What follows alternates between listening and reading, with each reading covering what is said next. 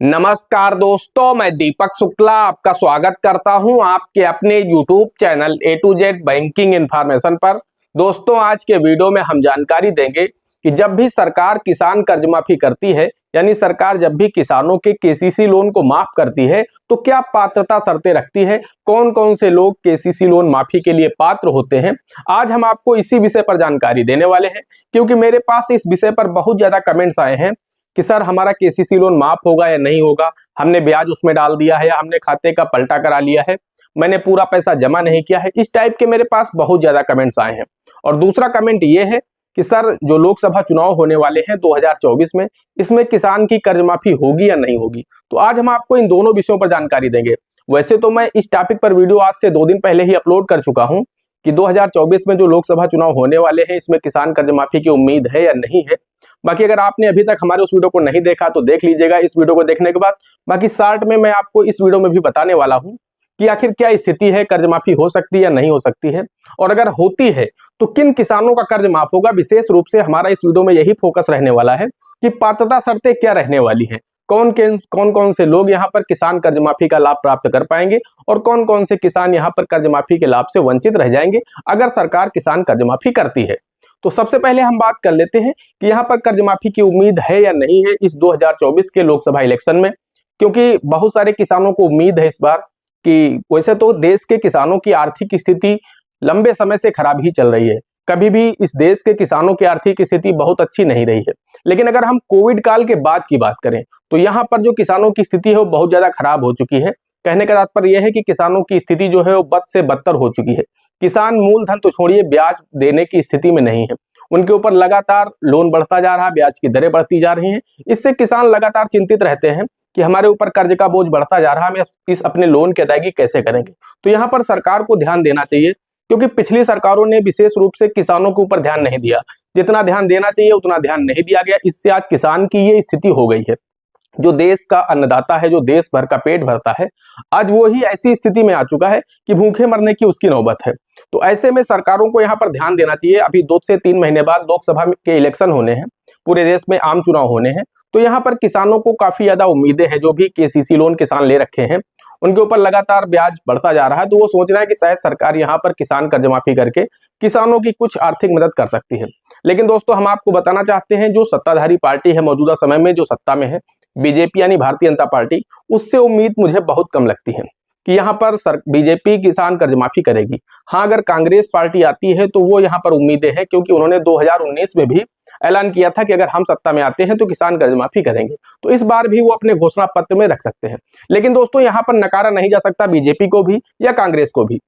कुल मिलाकर के किसानों का बहुत बड़ा वोट प्रतिशत है, तो यहाँ पर कोई भी पार्टी ये नहीं चाहेगी कि किसानों का वोट उसे न मिले। किसानों का वोट लेने के लिए कोई भी पार्टी कोई भी कदम उठा सकती है किसानों के हित में, और कोई बहुत बड़ा फैसला नहीं, कोई बहुत बड़ा असर नहीं आने वाला है कि अगर वो कर्ज माफी कर देंगे तो देश बिक जाएगा या देश की आर्थिक स्थितियां बहुत ज्यादा खराब हो जाएंगी।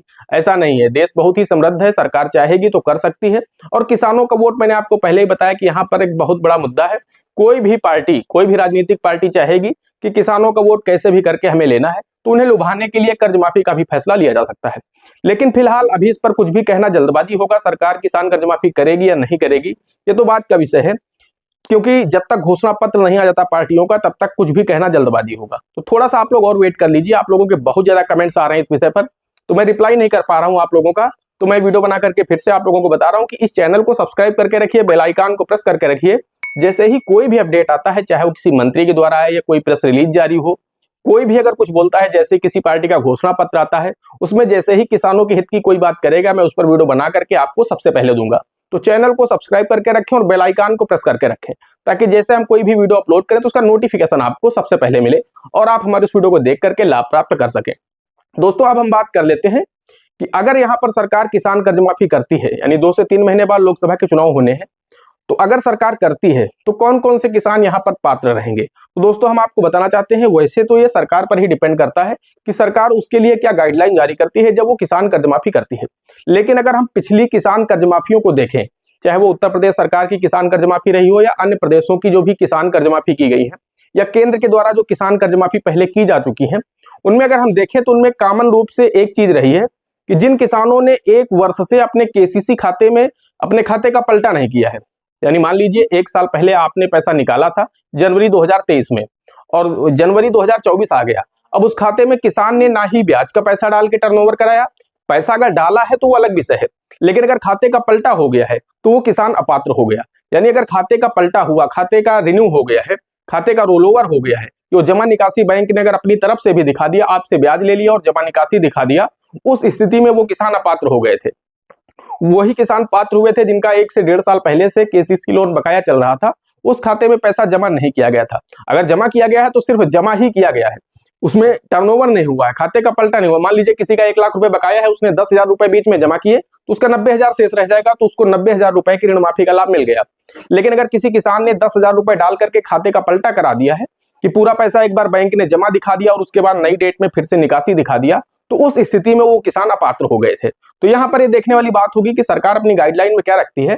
फिलहाल जो पुरानी कर्ज माफिया हुई है उनमें यही देखा गया है कि जिन किसानों का 1 से 1.5 साल पहले से केसीसी लोन बकाया है और वो पूरी तरह से एक बार भी जमा नहीं हुआ, जिन किसानों के लोन पूरी तरह से एक बार भी जमा नहीं हुए, उन्हीं किसानों के यहाँ पर कर्ज माफ हुए थे। इसके अलावा वो किसान इसमें शामिल किए गए थे जो कि लघु और सीमांत थे, यानी जिनके पास 2 हेक्टेयर से कम जमीन थी, उन्हीं किसानों का कर्ज माफ हुआ था। बड़े किसानों के कर्ज माफ नहीं हुए थे। इसके अलावा तीसरी चीज ये देखी गई थी कि जिन किसानों के केसीसी खाता एनपीए थे, कुल मिलाकर जिनके पैसे निकाले हुए 2.5 से 3 साल बीत चुके हैं, उन्होंने पैसा जमा नहीं किया है और खाता एनपीए हो चुका है, उन किसानों को भी यहाँ पर वरीयता के आधार पर किसान कर्ज माफी का लाभ दिया गया था। यानी जिनके खाते एनपीए थे उनको 100% यहाँ पर केसीसी लोन माफी का लाभ दिया गया था। तो यही मुख्य 2-3 पॉइंट रहने वाले हैं। बाकी तो जैसे ही इस पर कोई अपडेट आता है तो सरकार खुद ही गाइडलाइन जारी करेगी कि किन किसानों को हम पात्र रखेंगे, किन किसानों को अपात्र रखेंगे। जो भी गाइडलाइन आएगी मैं उस पर वीडियो बना करके आपको बताऊंगा। फिलहाल अगर सरकार किसान कर्ज माफी करती है तो किसानों को इससे एक बहुत बड़ी मदद मिल पाएगी। दोस्तों आशा करते हैं वीडियो पसंद आया होगा। अगर वीडियो पसंद आया हो तो एक लाइक करिएगा। चैनल पर नए हैं, पहली बार आए हैं तो चैनल को सब्सक्राइब करके बेल आइकन को प्रेस करिएगा, ताकि जैसे हम इस तरह का कोई भी दूसरा वीडियो अपलोड करें तो उसका नोटिफिकेशन आपको सबसे पहले मिले। दोस्तों आज के वीडियो में इतना ही, मिलते हैं अगले वीडियो में किसी अगले इंटरेस्टिंग टॉपिक के साथ। तब तक के लिए जय हिंद, जय भारत।